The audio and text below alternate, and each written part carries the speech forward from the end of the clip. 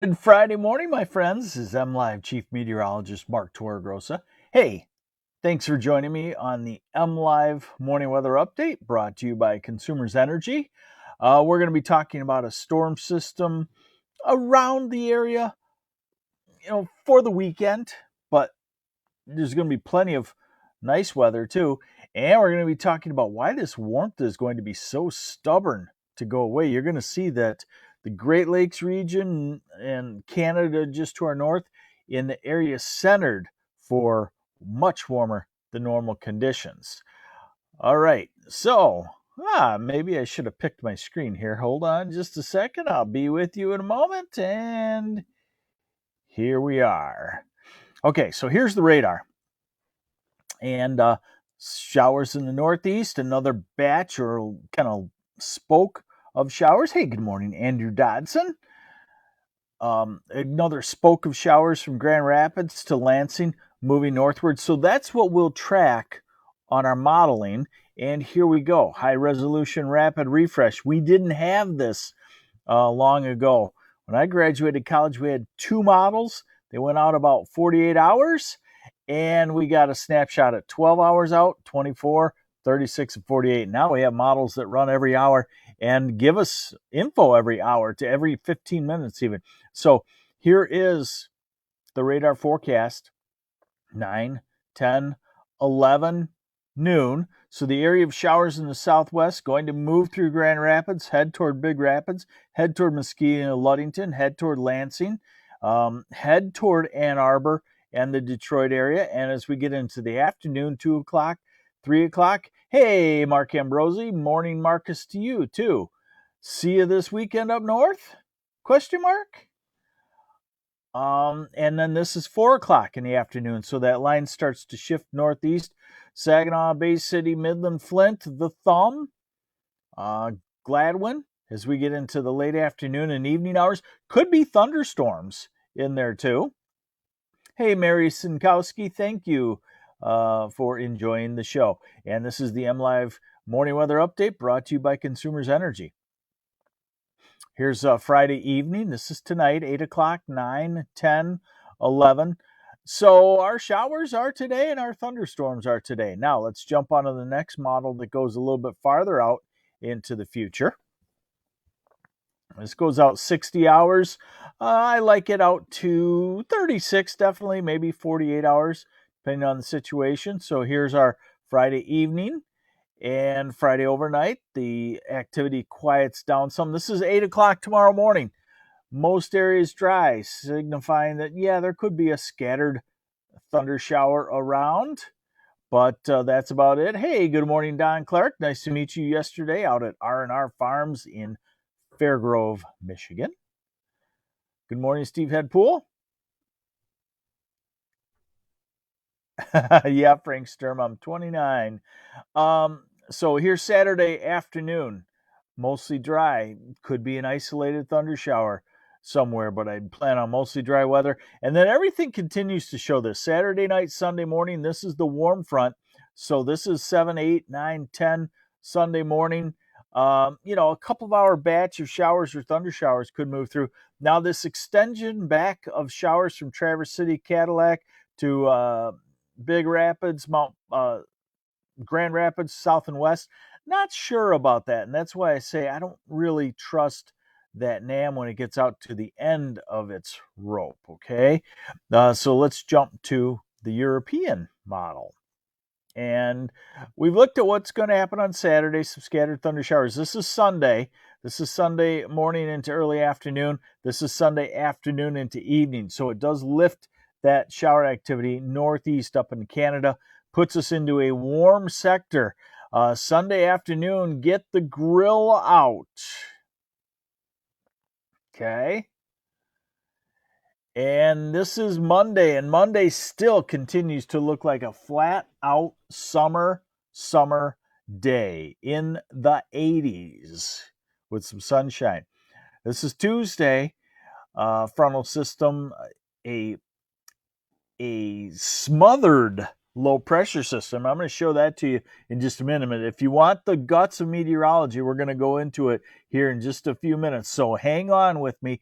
but a smothered low pressure system, I'll call it, because in the long wave situation, the upper level long bends around the globe, we are under a high pressure ridge aloft, a very stubborn one, and storm systems can't live in it. So they make their way into it and then they stagnate and die out. That's what happens on this storm system on Tuesday. It's fighting an atmosphere that will not allow rain.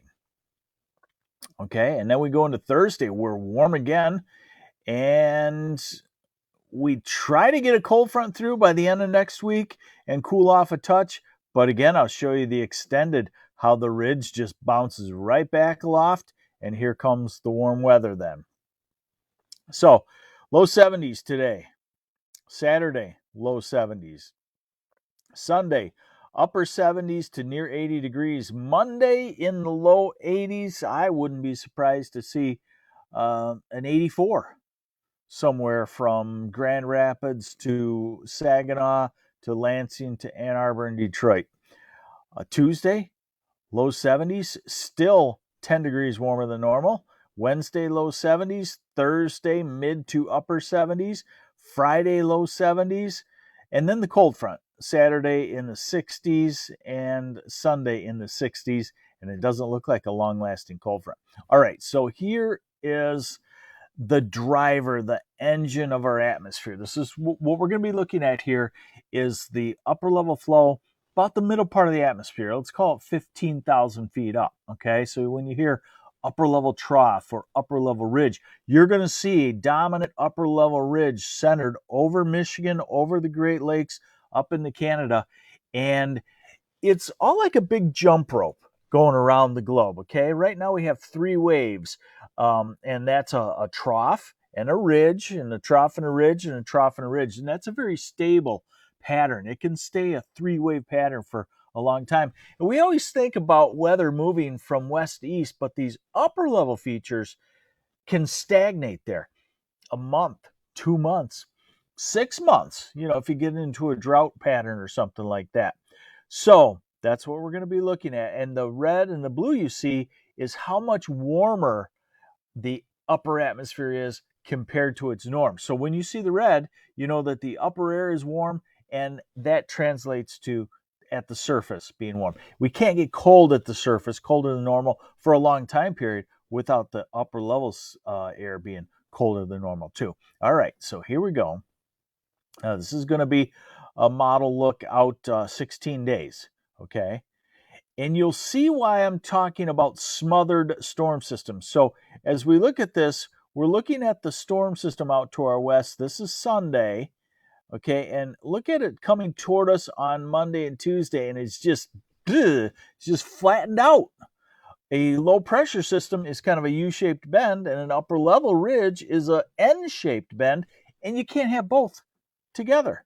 So the low pressure system makes it into the high pressure ridge, but then it's just killed out. And look at the next one.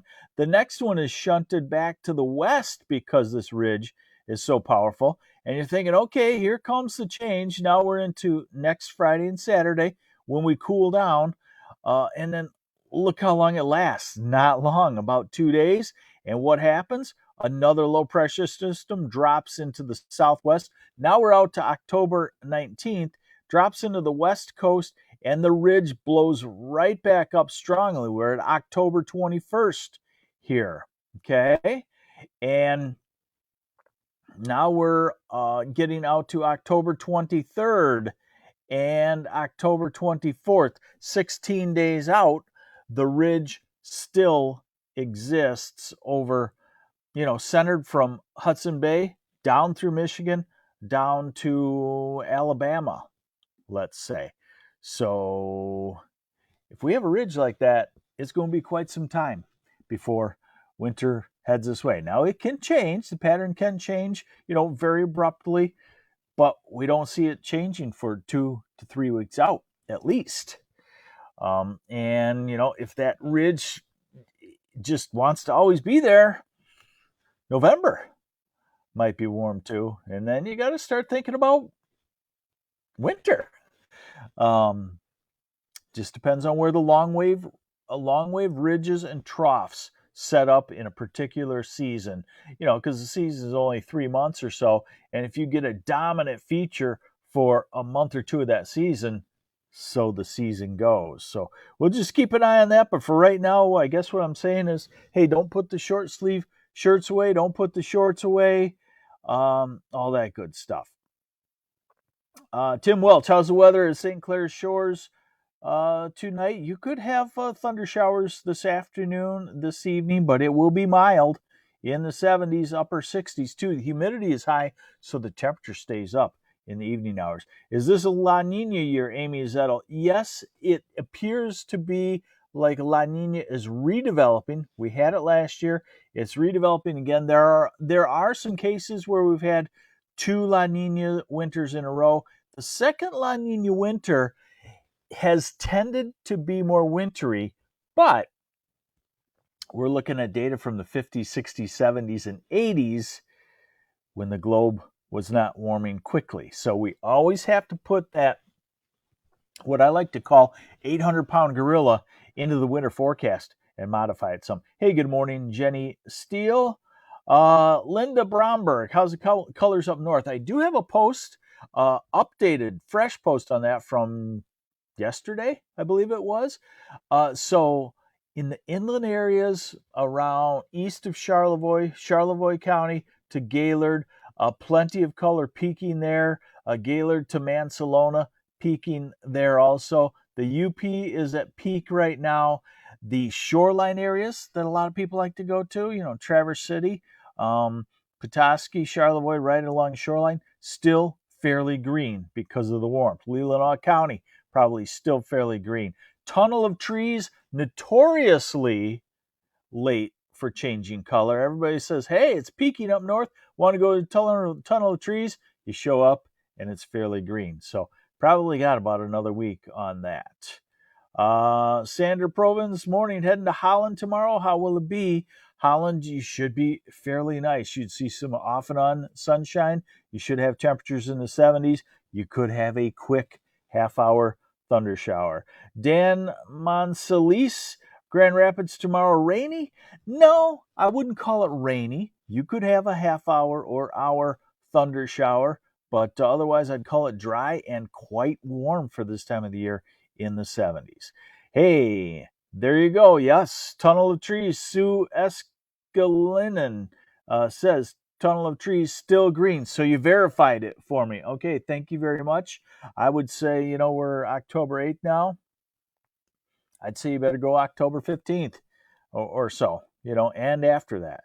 Well, there's your morning weather update brought to you by Consumers Energy. I'm MLive Chief Meteorologist Mark Torregrossa.